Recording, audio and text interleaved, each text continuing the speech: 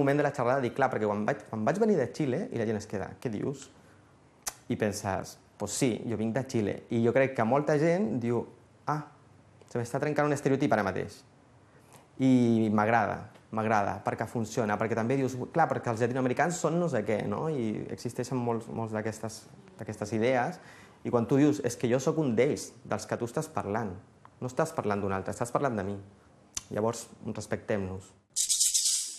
El taller Vacunat contra els rumors porta el Rodrigo Prieto a Esplugues, on l'esperen representants d'entitats de la població.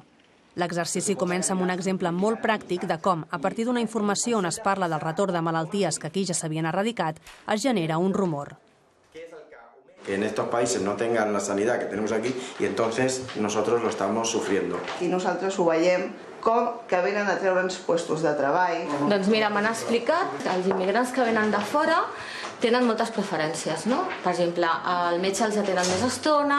Que li haurà dit segurament una altra veïna, que segurament li haurà dit el porter de no sé on, etc. Llavors no té cap fonament, llavors no m'ho crec. La finalitat és transmetre una vacuna, o sigui, en la perspectiva aquesta de fer una vacunació en contra dels rumors, és aportar unes eines concretes que per la gent puguin ser properes, que puguin ser com fàcils d'agafar i dir, bueno, davant dels rumors, què fem? Tot i que fem molts tallers i moltes coses, no els saturarem mai del tot, però es poden prevenir.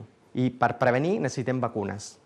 I aquest taller pretén ser com una vacuna antirumors. Perquè hi hagi un rumor, s'han de donar aquestes condicions. Ha d'haver un tema que sigui important, que sigui ambigu i que es transmeti de manera informal. Si ens falta qualsevol d'aquests elements, no hi ha rumor. Ara, quan es parla de rumors, quan es parla d'estereotips, quan es parla de què es diu de les persones que venim de fora, clar, jo estic parlant de mi, estic parlant de la meva experiència. Jo he tingut la sort de que mai m'he sentit discriminat ni he patit ninguna situació complicada, però persones molt properes meves sí que ho han passat. Jo puc dir soc immigrant, però clar, em fa una mica de cosa dir-ho perquè hi ha moltes realitats d'immigració en el sentit que jo he vingut d'una manera molt privilegiada. Vaig venir amb una beca i ràpidament em vaig poder insertar laboralment, llavors no he tingut moltes dificultats que molta gent té. La crisi econòmica ens determina moltíssim. Quan hi ha recursos per tothom, no hi ha problema amb això. Però quan no hi ha beques per tot i les poques que hi ha s'han de repartir, aquí ja es posa una mica més difícil el tema. En el taller s'intenta aplicar d'una manera pràctica aquesta vacuna antirumors, posant exemples concrets per part dels mateixos participants. I ells, segons diuen, tenen 5 anys sense pagar impostos, doncs això fa mal. Clar, es barregen els diferents rumors i fan una sensació, una idea de que tenen totes les facilitats, no els hi costa res i ho tenen tot. El tema de les lleis, dels impostos, estan marcats, per exemple, pel número de metres que tenen els comerços, I això és igual per tothom. Per tant, no és que hi hagi un benefici per a un determinat tipus de col·lectiu, sinó que és per les persones que vulguin muntar aquest tipus de negoci. Igual que amb el tema dels ajuts. El que ningú es planteja és hi ha uns criteris aquí. Els treballadors encarregats d'assignar el que fan és seguir els criteris, no s'ho inventen. El repte principal que tenim és com anar cap a la construcció de societats inclusives. La diversitat cultural és un tipus de diversitat, però hi ha moltes altres, de gènere, d'edat, de religió. La nostra idea, la nostra perspectiva des de l'Institut Diversitas, que és la branca de treball de l'àmbit Maria Corral centrant en aquests temes, és anar cap allà. Com integrar aquestes diversitats, valorar-les des d'una perspectiva positiva, com una perspectiva de riquesa, i a partir d'aquí construir. Davant del rumor, el primer és dubtar, no creure's al rumor. Amb el respecte i el bon rotllo és dir, però això, com t'has enterat tu? I aquesta persona que t'ho ha dit, té la informació objectiva? D'on se l'ha tret? És com preguntar.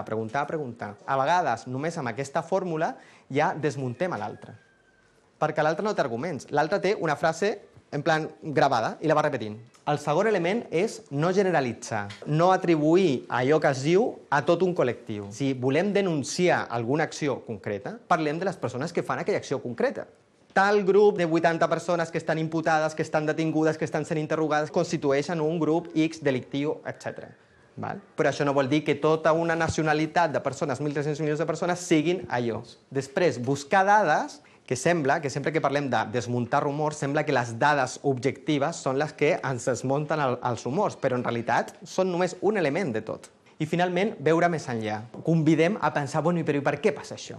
Potser nosaltres no podrem aportar una conclusió molt certera per arribar a dir això no és així tal qual, però sí sembrarem el dubte respecte del rumor. I això ja, amb això ja tenim prou. L'objectiu és anar traspassant aquesta manera de pensar i que és un posicionament també davant dels rumors, no? En plan, bueno, no me'ls crec, no me'ls menjo d'entrada i en comptes de ser jo una persona que transmet rumors, em converteixo en una persona que els atura. És una vacuna molt sui generis i molt de sentit comú, però el que està dient és a mi no m'infectaràs amb el teu rumor. És més, jo et canviaré i et faré dubtar sobre aquest rumor que tu tens al cap. Deixem de mirar la immigració com una problemàtica i anem a veure, bueno, la immigració existeix, està ara aquí, està present, la diversitat cultural la tenim al carrer, la tenim al dia a dia, la tenim a casa, la tenim a la família. Bueno, assumim i anem a fer alguna cosa, no? En comptes de rebotar-nos amb aquesta realitat, anem a fer alguna cosa en positiu.